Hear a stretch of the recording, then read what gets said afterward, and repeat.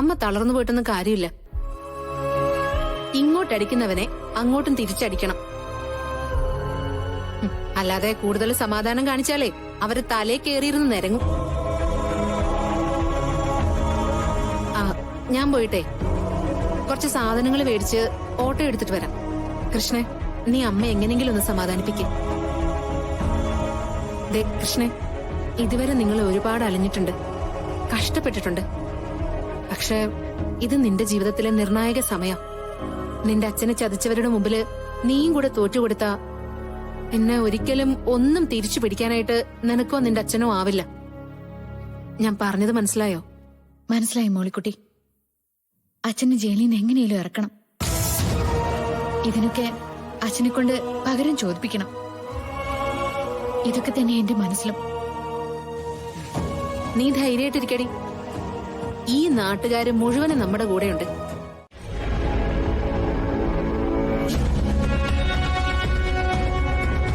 എന്നെ കൊണ്ട് പറ്റാവുന്ന രീതിയിലൊക്കെ ഞാൻ സംസാരിച്ചു മുത്തശ്ശി. പക്ഷെ ഒരു വിട്ടുവീഴ്ചയ്ക്കും തയ്യാറാവുന്നില്ലെങ്കിൽ പിന്നെ എന്ത് ചെയ്യാനാ?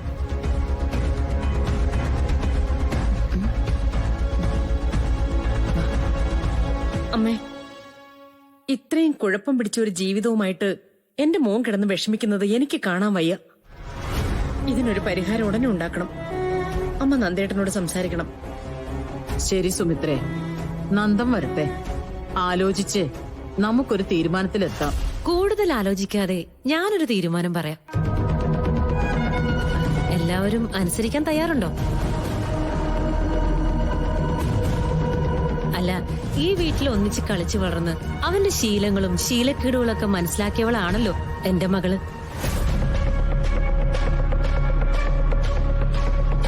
അവര് തമ്മിലുള്ള വിവാഹം നടക്കട്ടെ എന്ന് പറഞ്ഞപ്പോ നിങ്ങൾ ആരും സമ്മതിച്ചില്ല. എന്നിട്ടിപ്പോ എന്തായി? നിർമ്മലേ, നീ അകത്ത് പോ. ഇവിടെ ഇപ്പൊ അക്കാര്യം സംസാരിക്കേണ്ട കാര്യമില്ല. ഇപ്പോഴാ അമ്മ ഇത് സംസാരിക്കേണ്ടത്. കളരിക്കൽക്കാരുടെ അന്തസ് എന്താണെന്ന് ഇപ്പോഴാ സിത്താര മകൾക്ക് കാണിച്ചു കൊടുക്കേണ്ടത്. അവരെന്താ കരുതിയിരിക്കുന്നത്? വാശി പിടിച്ച് അവളിവിടെ നിന്ന് ഇറങ്ങിപ്പോയ നവീന് വേറെ പെണ്ണ് കിട്ടില്ലെന്നോ? അമ്മ ഒരു വാക്ക് പറഞ്ഞാ മതി, അവളെ ഉപേക്ഷിച്ച ആ നിമിഷം എന്റെ മോളെ കൊണ്ട് നവീനെ കല്യാണം കഴിപ്പിച്ചു കൊടുക്കാൻ ഞാനും ഉദയേട്ടൻ തയ്യാറാ. നിർമ്മല ഇക്കാര്യത്തിൽ ഇടപെടണ്ടെന്ന് പറഞ്ഞില്ലേ? ഞാൻ ഇടപെടും സുമിത്രേ.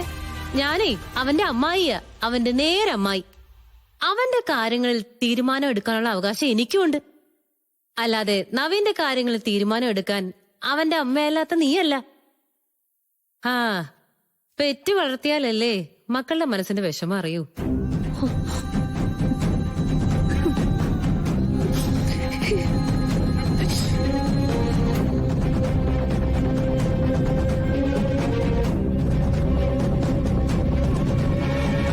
എന്താ നിങ്ങൾ പറഞ്ഞേ? എന്താ നിങ്ങൾ പറഞ്ഞേന്ന്? ഇനി എന്റെ അമ്മയുടെ അടുത്ത് ഇങ്ങനെ ഒരു വാക്ക് നിങ്ങൾ പറഞ്ഞാലാണല്ലോ, നിങ്ങൾ എന്റെ അമ്മായിയാണെന്നോ കളരിക്കൽ കുടുംബത്തിലെ അംഗമാണെന്നോ ഞാൻ നോക്കത്തില്ല. തല്ലും ഞാൻ. ഗാതെ തല്ലാൻ എന്റെ കൈ ഉയരുമെങ്കിൽ നിങ്ങളെ തല്ലാനും ഉയരും.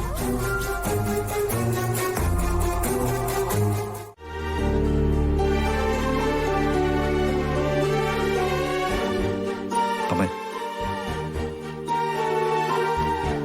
എന്തു അമ്മേ? ഒന്നുമില്ല. ചില നേരത്ത് ചിലര് വിളിച്ചു പറയുമ്പോ ചില കഴിവ് കുറവുകൾ ഓർമ്മ വരുമല്ലോ. നിർമ്മല പറഞ്ഞത് സത്യം.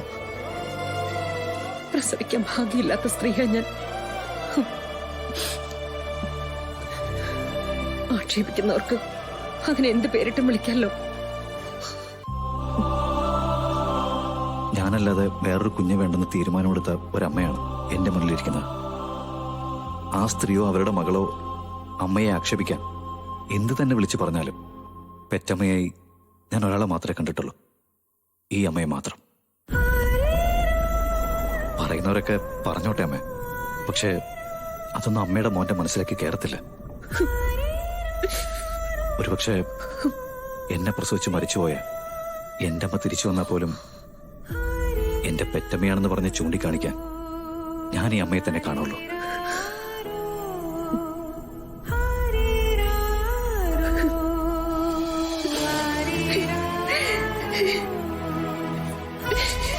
നിന്നെ സ്നേഹിക്കാൻ തുടങ്ങിയപ്പോ, നിന്നെ ലാളിക്കാൻ തുടങ്ങിയപ്പോ അമ്മ എന്ന സ്വപ്നങ്ങൾക്ക് ചിറക് മുളച്ചതാ. അത് കഴിഞ്ഞ് ഒരിക്കലും അമ്മയുടെ മനസ്സിൽ നിന്നെ ഞാൻ പ്രസവിച്ചതല്ല എന്നൊരു തോന്നൽ പോലും ഉണ്ടായിട്ടില്ല.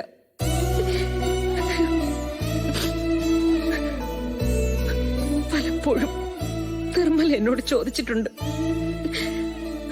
ഒരു കുഞ്ഞിനെ പ്രസവിക്കുന്നതിന്റെയും അതിനെ സ്നേഹിക്കുന്നതിന്റെയും ഒക്കെ ഫീൽ അറിയാവോന്ന്. അറിയും, എനിക്കത് നന്നായിട്ട് അറിയും. കാരണം എനിക്ക് ദൈവം തന്നതാ നിന്നെ സ്വന്തം മോനായിട്ട്.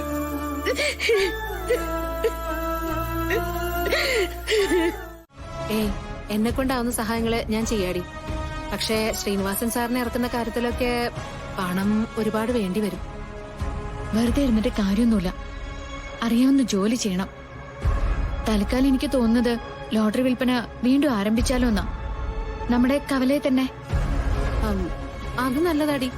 നമ്മളെ സ്നേഹിക്കുകയും ഇഷ്ടപ്പെടുകയും ചെയ്യുന്ന നാട്ടുകാരുടെ നടുവിൽ തന്നെ നമുക്കുണ്ടാവുകയും ചെയ്യാം. എന്താ അമ്മ?